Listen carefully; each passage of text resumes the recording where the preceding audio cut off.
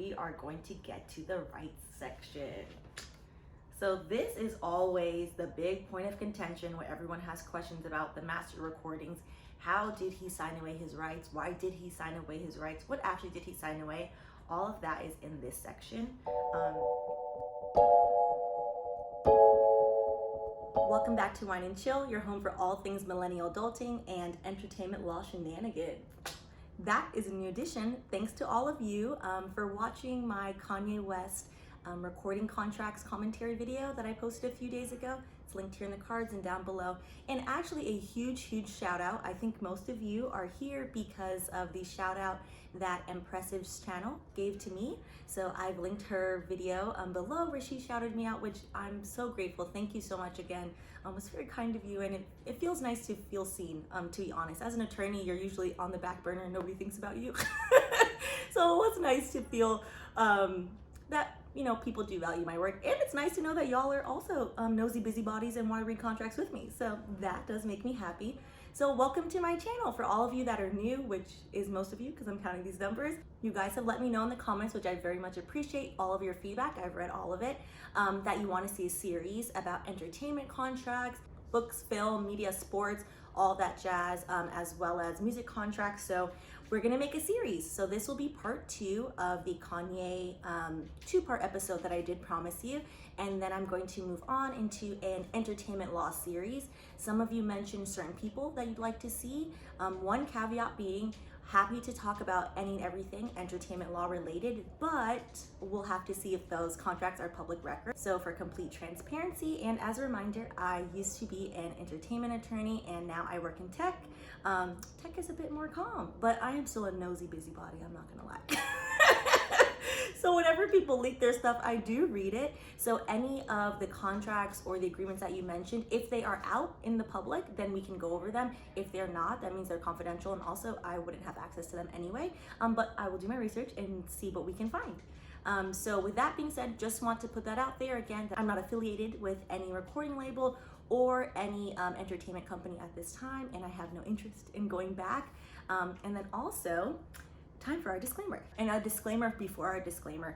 I do work in-house at a company. I do not take on personal clients, so please no DMs on Instagram or questions about whether or not I can represent you. I strongly suggest you find a good entertainment attorney. However, it won't be me. I've left that behind a long time ago. But I'm happy to sit here and, you know, give general entertainment information. And to our regularly scheduled disclaimer. Information posted on this video, including any responses to legal questions, comments, opinions, recommendations, analysis, references, referrals, or legally related content information herein defined as legal information, is not intended to create an attorney-client relationship between you and I. Such legal information is intended for general informational and entertainment purposes only. It is not a substitute for a consultation with an attorney, and you should not rely upon such legal information. You understand that posting to this channel and under this video are not confidential and are not subject to attorney-client privilege. All right, now that we've gotten that out of the way, I'm gonna jump right into the contract. So again, you can follow along on the side here. I'm gonna post the legal agreements that I'm going through, and then you probably, if you have them as well, you can follow along. Since it is screenshots, it's kind of hard to read, so I did try to blow them up as much as possible. Today we're gonna go through royalty splits, audit rights, distribution fees, creative control, general control and rights when it comes to the master's merch, and then maybe if we get to termination. So I know that's kind of a lot, but we'll see what we get through. The same themes come up in all of the artist agreements, but since we have Kanye's agreements, it's a really interesting time to look at his agreements and see how it applies everywhere else. All right, so to royalty splits. So we're gonna start with the 2005 Rockefeller Agreement with royalties, which is section 7 on page 21. Wow, this one has page numbers, which is nice. Some of these don't have page numbers, which to me is wild. If I didn't put page numbers on something, I would have gotten yelled at. But hey, you know, must be nice. So in full honesty, royalties really deserves its own video, and let me know in the comments if you want to see a separate video just about royalties. I think it would be helpful. There are 4 different types of royalties, which people usually don't realize: mechanical royalties, print, synchronization, and public performance. I always forget the last one. And because there's 4, they are split different ways. So basically what happens when you listen to the radio, for example, do people still listen to the radio? I'm an old lady, I listen to the radio. When you used to listen to the radio, say you're listening to Power 105, they didn't buy Kanye's song, they licensed the song. So when they license the song, they pay a fee to whoever owns the masters. It's not Kanye, as we have seen, that's what this whole thing is about. They're paying a fee, probably to Universal, because they own his masters. And then Universal's then saying, okay, Kanye, we got some of the money, we are gonna give you royalties for this. So we are gonna give you a percentage. So now we're gonna see how much Kanye's actually getting. So in section 7, this is the original agreement back from 2005, the Rockefeller Agreement. So section 7 has here a royalty of 8% of the royalty base for net sales through a normal retail channel in the United States. So then that's a defined term, of all singles and of all long play singles, except 12% in respect of net sales during the second contract period. Okay, so he's getting 8% except, the way this is written is like very strange. He's getting 8% except when the second contract period, then he's gonna get 12%. So he's gonna get a little bit of a boost. So USNRC net sales of albums. Remember USNRC, that's like a tongue twister. Net sales was defined previously. So a royalty of 14% of the royalty base with respect to masters recordings recorded during the initial contract period. So then he's getting 14. So then if you go to 7.02A numerat 2, then we have for USNRC net sales of any album of the minimum recording obligation recorded during the initial contract period in excess of 500,000 USNRC units, the royalty rate for such excess units of such album only shall be 14.5%, and the royalty base in lieu of the royalty rate provided in paragraph 7.02A numerat 1 above. So they're just saying, hey, after the initial contract period, you're only getting 14.5%. And it then goes on so forth to say how much he's getting and the percentage. All the way to the point where it's escalating to where he gets 18%. Royalties, to be honest, are completely set by the record label. So for the rest, I'll leave it up here so you guys can look through it. So for the rest, it's gonna state how much of the royalties he's getting. All right, so to calculate the royalties, I'm gonna put this out there, I'm really bad at math.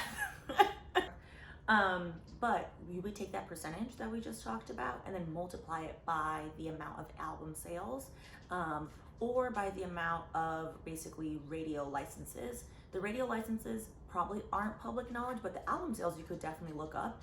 So if you actually wanted to know or guesstimate how much Kanye made for that specific album, that's how you do it.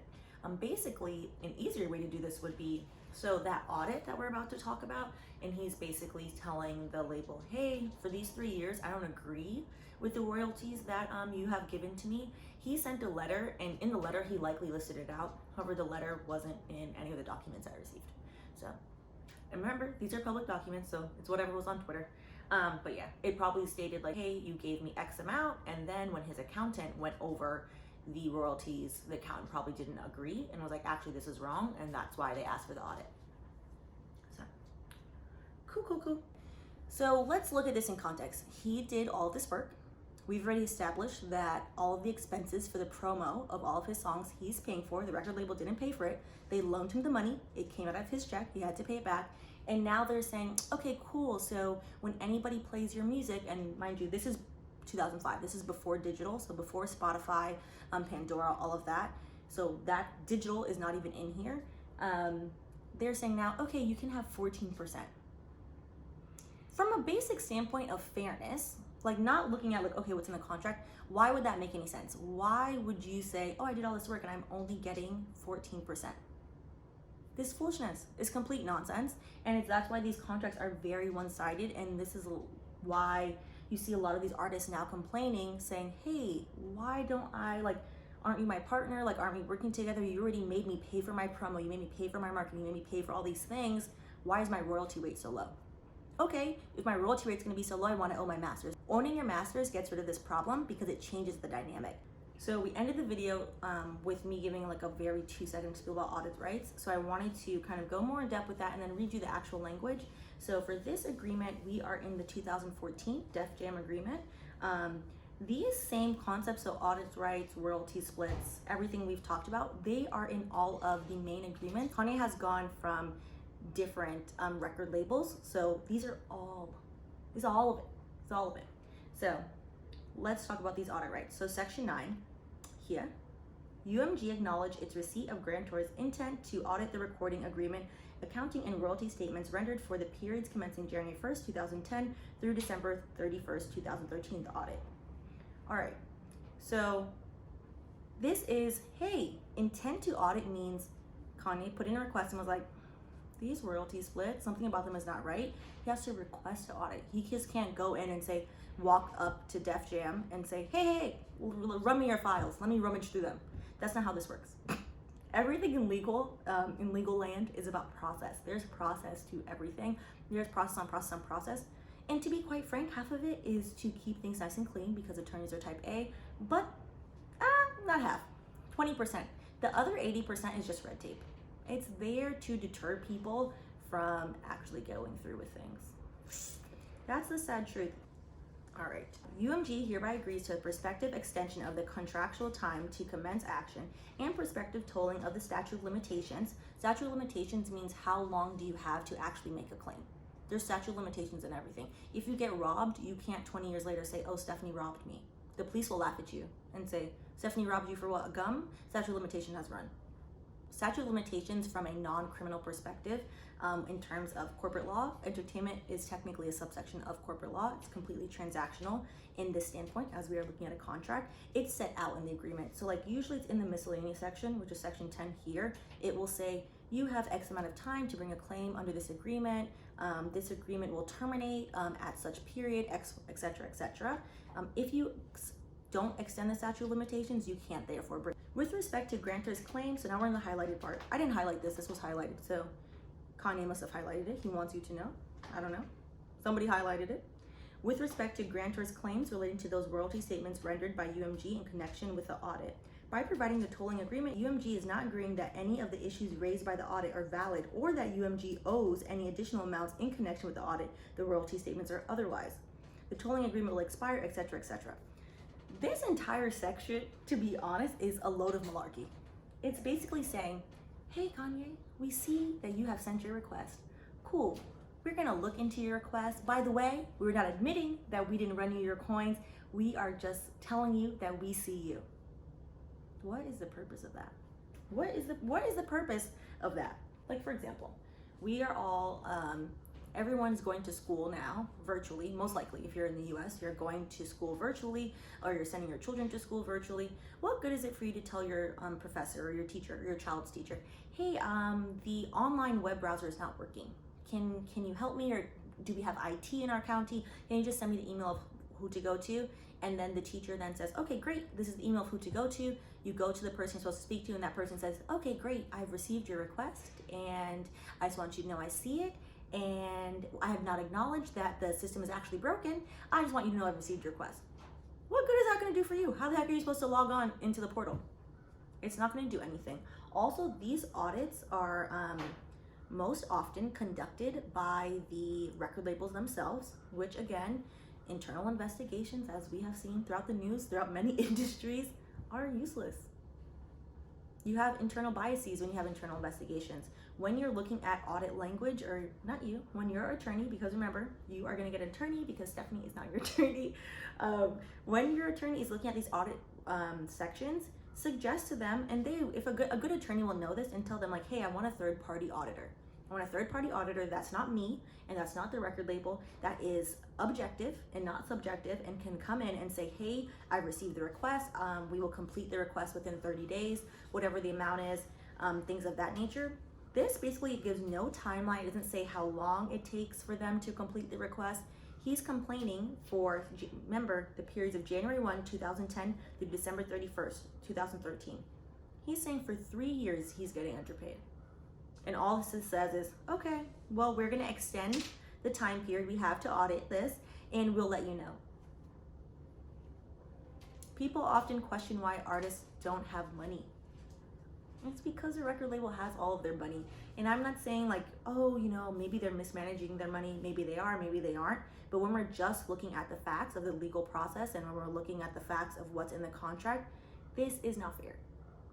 You want to enter an agreement that you feel good about, that's fair and that's equitable, and which is why you're seeing Kanye saying a lot of the things he's saying now, because it's not fair and it's not equitable. it doesn't look like a partnership. It looks like indentured servitude. And I took a screenshot of this, which I need to find, it's in my phone.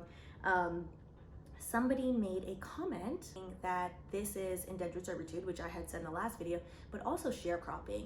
And whoo, I felt that in my spirit. So now let's go over the distribution fee section, which is gonna be section 3. Hold on, let me tell you what agreement we're in. Okay, so we're still in Def Jam, the 2014 agreement. So section 3 is distribution fees, and it lays out the various distribution fees for the various albums, because remember, this had the option to extend all the way from the 7th to the 10th album. Are you guys catching a theme here?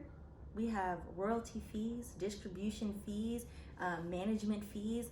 It's a lot of fees. So at the end of the day, if we were to calculate all of these numbers, and I say if, and I'm gonna be very honest with you guys right now, I hate math. hate math. I don't hate much things. Math is one of them. If you would like to see me struggle at math and calculate my student loan interest, it's there in the cards. We could technically do the math. Maybe y'all can do the math. We can do it together since it's right here, aka y'all. Yes, that's what we'll do. I hate math, but I'm gonna put the math here, so if you want, y'all can do the math and help me in the comments. I think that's fair. I'll give the legal commentary and you guys give the math, because y'all don't want to see me struggle with the math. But so with these distribution fees, so here we go, 7th album distribution fee. Solely in connection with the exploitation of the 7th album in the United States, UMG shall retain a distribution fee of 21% of net billings, reducing prospectively to 17% of net billings upon reaching sales in excess of 1 million. Upon reaching sales in excess of 1 million. So we're getting to 21%, that's what we're starting with. And then they're saying, okay, once you sell 1 million of the sales for the 7th album, then we'll lower our fee. Thank you, Kanye. You can have some more pennies back. Here's 4% back to you. In the United States, as determined by SoundScan, I wonder if SoundScan is still on, or its equivalent if UMG ceases to use SoundScan service. We should look them up. Also, this is actually a very good drafting point, or in the equivalent if UMG ceases to use SoundScan services. SoundScan looks like the tech vendor they were using. People switch vendors out all the time. If you are going to mention a vendor in the agreement, you should always mention that you might not use them again, because if you don't, then you are technically contractually bound. So what would have happened if they didn't mention that and they started to use a different service? Kanye could have then likely sued for breach of contract, because they would have been in breach. So that is a good drafting point on UMG side. Good for them. Notwithstanding the foregoing, Grantor's share of net proceeds otherwise payable to Grantor and or artist in connection with the 7th album shall be paid to Grantor, artist, or artist designee and RTW pursuant to the terms of the RTW letter of direction, subject to the terms and conditions herein. So do you see how they reference RTW letter of direction? So last video we had talked about all of these contracts work together like Jenga. So by referencing that letter of direction, that's defined probably above as what exactly that document is. It's now included into this document. So that way the terms are still applicable. Basically, so I won't read all of it to you because it's basically the same thing with the various percentages of how much he has to pay for distribution. I think it's interesting though, we can do section 3A, numerat 2, 7th album / EX US rate. For the avoidance of doubt, the base rate shall be 25% in connection with UMG's sales, distribution, and other exploitation of the 7th album outside of the United States through affiliates or other third parties. The specific language here, UMG's sales, distribution, and other exploitation, it's basically saying, hey, we UMG, we're selling for you, we're doing all these things for you, so that's why we have this fee.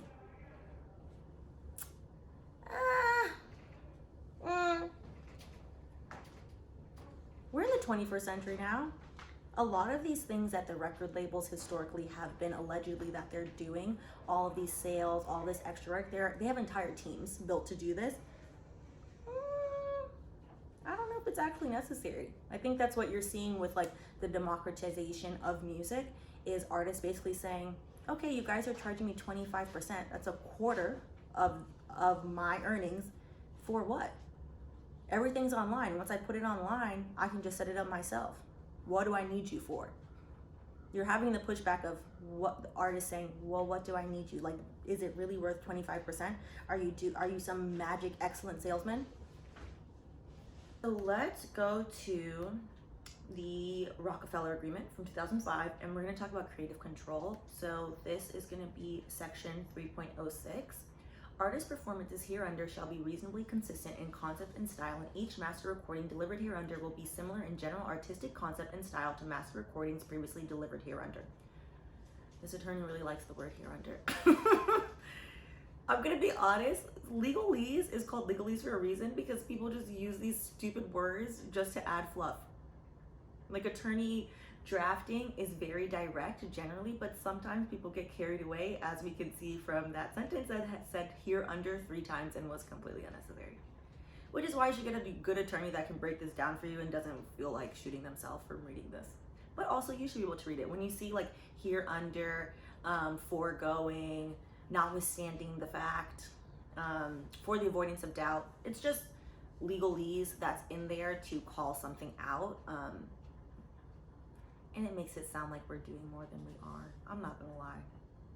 It took me like in law school was like kind of jarring, going from like actual class to then interning at Bad Boy and like reading contracts and being like, what the heck? Like, why does it look like this? And then you'd see like actual contracts, because a contract is just an agreement between you and somebody else.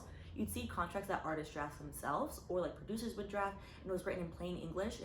And my thought was like, oh, why don't we always just write them like this? This is so much easier. But then attorneys couldn't charge $1,000 an hour. So, well-known facts. This section is important, so it then goes on. It's a small section. It's only 1 paragraph in this entire agreement. The reason why I wanted to call it out, this is in most agreements, this is in his other agreements as well. Whenever you hear about artistic control, it is a huge point of contention for artists. Likely it was for Kanye, because basically this language is so broad. It says whatever albums that you give us under this agreement, because remember they have all those 6 options to extend, they need to be in the same or similar to the other master recordings. So it basically boxes these artists in, then causes huge fights between the label and the artist, because what if the artist decides like, hey, I want to do something different. I don't want to do rap music anymore, or I don't want to do country music anymore. The label can then tell you, yeah, that's cute. That's not what I contracted you for. And I, your boss, want you to do this. There are a lot of examples of this. This is gonna, back in the day, when, remember when Pink used to be like an R&B songstress? And she wanted to go like into like more punk rock, and she wanted to do other things. The label that she was at the time was like, I think not. We have our nice R&B songstress here from Pink, and the Pink that we know today is mostly like pop rock, I would say, and that's because she left the label and she had to sign with somebody else. So you see a lot of artists that complain and say, hey, I've lost my artistic control. Hey, like this whole album, I didn't really like it, but that's what the label gave to me. That's what the label pushed on me. It's because of these types of clauses. So when you're sitting down with your attorney, make sure that if they're gonna include this language, because the label will of course want to include this language, make it a defined term.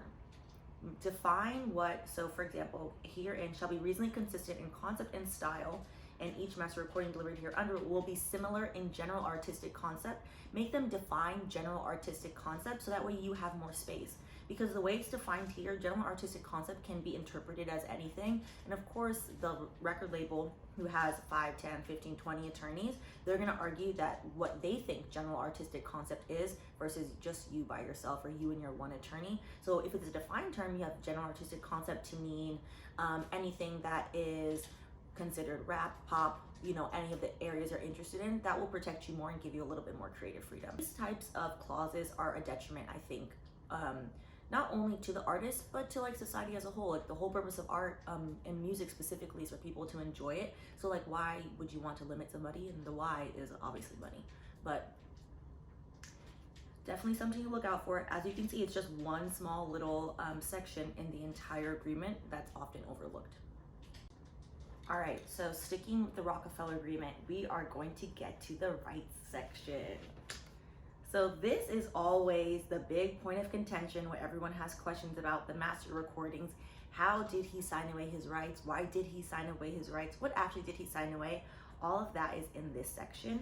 I'm gonna read some of it, and then when we get to the one main point, I'm gonna walk you through what these actual legal concepts mean. It is a long section because, to be honest, this is one of the most important sections in the contracts. Who owns the rights? Who owns the master recordings?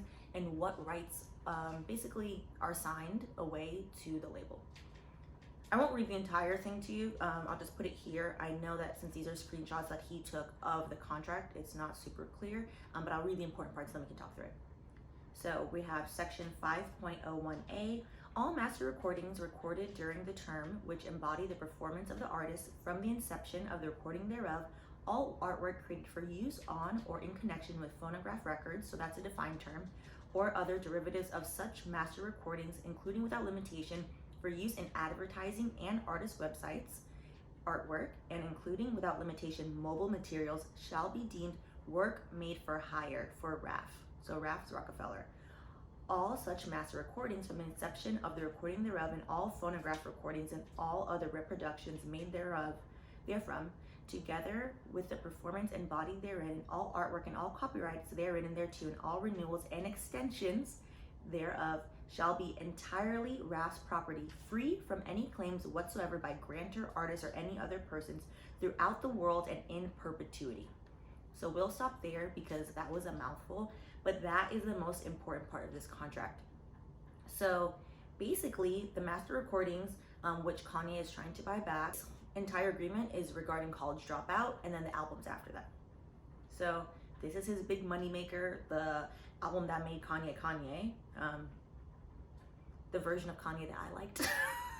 To be honest, keeping my personal opinions out of it, not a fan here in 2020, but this is about a contract. Now that I scrolled around, hold on, gotta go back. Okay, cool. So that was a bunch of legalese. What were the important things here? Okay, so all the master recordings, that's what it's talking about.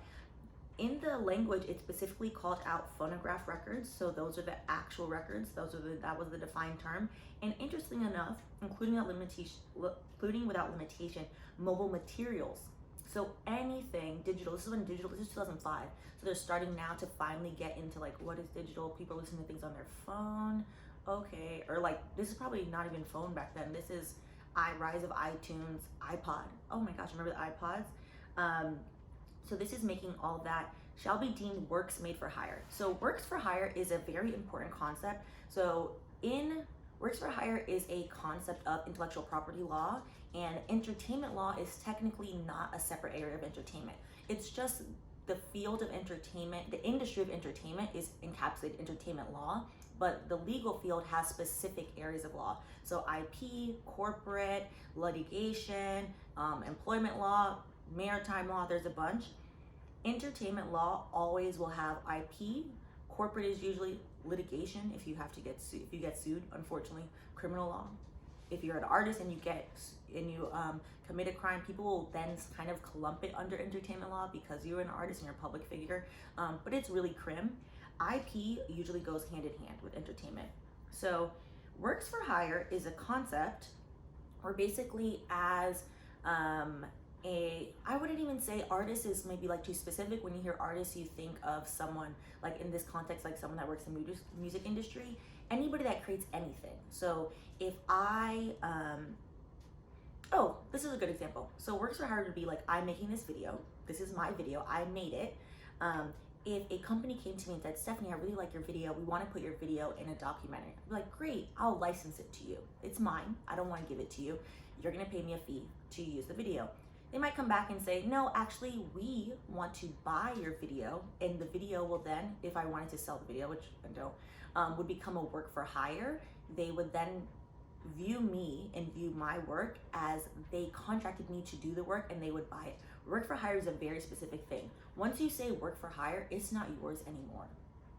So the minute you see that and the minute your attorney sees that, that is automatic red flag to they are buying whatever the underlying work is. So that can be copies. So like if you're a copywriters, sorry. That can be copywriters that like write actual text for things. Those are work for hire. Work for hire comes up in employee relationships. If you ever look at your employment agreement with your company, it says that anything that you do at work is a work for hire, and your company automatically owns it, which is why they will tell you if you work in tech. This is a huge issue that comes up. Small tangent. If you're an engineer, they will tell you do not do your side startup project at work because the company will own it. Disney is notorious for this, where if you work at Disney and you happen to draw things at work and you like present it, Disney will tell you, oh, this is a work for hire, this is ours now, thank you. Companies I've worked at in entertainment have told me this, you sign away the paperwork, they don't negotiate it. And the way to get around that is when you come into a new job, if you are an artist and you're going to work at an entertainment company or you're going to work at any type of creative company, you want to list out your pre-existing art in a writer and say like, hey, all these things I've done before I've worked here, these are mine. I'm not giving these to you. So that way there's no confusion. That is separate, but that's what work for hire means, and that's super important. So next we're going to see all such master recordings, blah, blah, blah. Other reproductions made therein, together with performance embodied therein, and all copyrights. So they're listing out everything. The copyrights, the performances. They're saying we are gonna own all of that. This section is so specific because if it's not in here, that means Kanye owns it, which is why the Rockefeller attorney was like, no. Every single thing that they can think of and any type of IP right is listed in here. So with that, performance embodying all copyrights, all renewals and extensions. So they're saying, hey, if you do anything off of this, you make a remix, which a remix would be a derivative work. A derivative work is if you take an underlying work and you change it in some way, that's a derivative work. They're saying any derivative works from this, we also own. So they're covering all of their bases. Shall be entirely RAF's property, free of any claims. So they said, hey, you can sue me whatsoever, blah, blah, blah, throughout the world and in perpetuity. Perpetuity is forever in Cardi B. I can't say it like her. I was thinking about it, I was like, oh, I'm gonna do it, it's gonna be cute. No, it's not, I'm not gonna do it. Think of Cardi B, forever, forever, forever, forever. That's what perpetuity means. Basically, like, you know when you're getting married, like till death do its part, perpetuity is past the death. Perpetuity means whoever owns Rockefeller forever, as long as time after Kanye is gone, long gone, when his children are here, when his grandchildren are here, they'll still own that. Perpetuity is ongoing, has no end. You never want to sign anything that's in perpetuity, because how the heck do you get out of that? It's very plain language. Perpetuity, it's very plain language, and the pushback against that, usually when you license something or you can do a set amount of time, but yeah, that's what perpetuity means. Perpetuity, what's the other term they usually use? So the opposite of this, the opposite of perpetuity in contracts is revocable. So whenever you see something that says, okay, you have a revocable license, means that the artist can take it back. There's no take backs here. This is, I'm stuck like Chuck. This is why you have him now complaining and saying, I would like it back. But this entire contract hinges on basically this paragraph, in the first sentence in this paragraph. And we are gonna see, always sticking with the facts, we are gonna see either they are gonna sue him for leaking all of this or he's gonna sue them. This is not gonna end with, okay, Twitter rant, everything's out there. He's not letting it go, and it's not in the label's interest. This agreement has since been assigned to Universal, so Universal now owns this. Assignment is like, it's like selling a house. Like, okay, I own this house, I'm done with this house, I'm gonna sell it to somebody else, now the other person owns the house. That's the same, you can assign contracts, so Rockefeller doesn't own any of these rights anymore, Universal does. They've assigned them to Universal. So yeah, so I'm gonna leave this up here for you guys to read, but this is the crux of the whole argument. This is the crux of his argument, and this will be the crux of the record label's argument, saying, well, you signed this, it's in perpetuity, it's a work made for hire, you are basically our employee, you agreed to this, it's mine. The record label, to be honest, is in a position of power where why would they negotiate with him? What do they stand to get out of it? Nothing. they stand to make all this money by keeping with the status quo and keeping with a legally enforced document. It's legally enforceable. So that's the unfortunate thing of when you don't have a good reputable attorney, someone that specializes in this area to review these things for you, especially at this time. Like, he was like a young artist, college dropout. Like, this is like his first big thing. I don't know who his legal counsel was at the time, but a lot of artists always say when they look back, like, oh, I wish I had someone there to advocate for me, because the decisions you make affect the rest of your life. Let's see, college dropout was how long ago? Many years ago. I was like, I don't know how long it is. So that's that, peeps. The thing we're gonna talk about is merch. The concept has changed actually in the past 10, 15 years of who owns the merch rights. So that's like, you know, when you go to a concert and you buy like the Beyonce lemonade top section, we are in 5.04C. For the avoidance of doubt, no commercial merchandising rights, as such term is customarily used in the recording industry, are granted to RAF hereunder. So this was a positive, and the way it used to work before 360 deals, I'm gonna do a separate video on 360 deals. I find it interesting that they're called 360 deals because it's supposed to be like, oh, we the label are covering you all the way around, and it's more like, oh, we the label are screwing you all the way around. But hey. The way it used to work is the artists completely owned their merchandising rights. So when you buy t-shirts and like any type of merch that was sold online or in concerts, the artists made all their money from merch and from tours, because as we've already seen, everything is full of fees. They're paying distribution fees, their royalty fee is so low, the record label's getting all these other things. So that was basically the carrot that artists had, which is why you saw so many artists going on all these tours, because that was the only way they'd make money. You saw so many artists touring like well into their older age, who maybe were tired, who maybe like didn't want to do it anymore, but their actual art didn't make them enough money. A lot of rock bands, like people always wonder like, oh, these rock bands, like, wow, they must really love touring. Or they just have to eat. Either or. So it would be good to look at their contracts. Now with 360 deals, the record labels take a percentage out of the merchandising. So there is nothing left from the art that artists actually completely own to themselves anymore. Which is a shame. Which is really a shame, which is why you see, and a lot of you in the comments, you know, very astutely pointed out, this is why a lot of these artists are doing, have branched out. They've branched out into fashion, they've branched out into beauty, because if you don't own your masters, you don't own the rights to your artwork, and you don't own the rights to your music, how the hell else are you supposed to feed yourself? So thank you so much for tuning in to the breakdown of Kanye's recording contract. So this is going to be the end of the part 2 episode. But I did get your comments loud and clear that you would like an entertainment law series of entertainment law shenanigans. So I am going to peruse through the interwebs and see what contracts are currently out there. It will be interesting to see if this basically spurs other people to just put their contracts out there.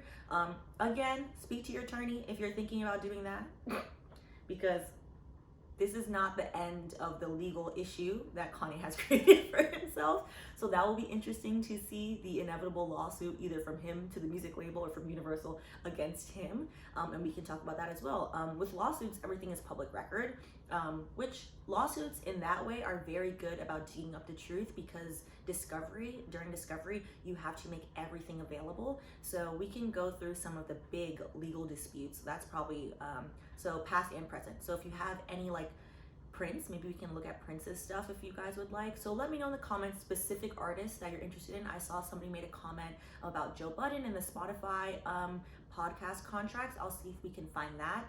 Again, I'm not affiliated with any of these companies, so it's whatever is on the internet and is public information, as it would be public to you and public to me. So that way we don't get sued, because a girl owes a lot of money to Sally Mae. Check out that student loan videos if you want to see. But yeah, thank you guys so much for tuning in, and I'm excited to have this series. And also, I did see a lot of your questions about people saying they would like breakdowns of just general contracts, entertainment. So there are a lot of templates online. Entertainment transactional law is based off of templates, to be honest, and then they're tailored to the certain situation. So happy to walk through those. So we'll do a separate series on entertainment law template contracts, and then we'll do a series on actual entertainment law disputes. So I'll just run those simultaneously. So I appreciate you guys so much. And if you haven't already, please go ahead and like this video and comment below if there are certain disputes that you want to see. And yeah, I'm already keeping a running tab. I've seen all your comments, and thank you. All right.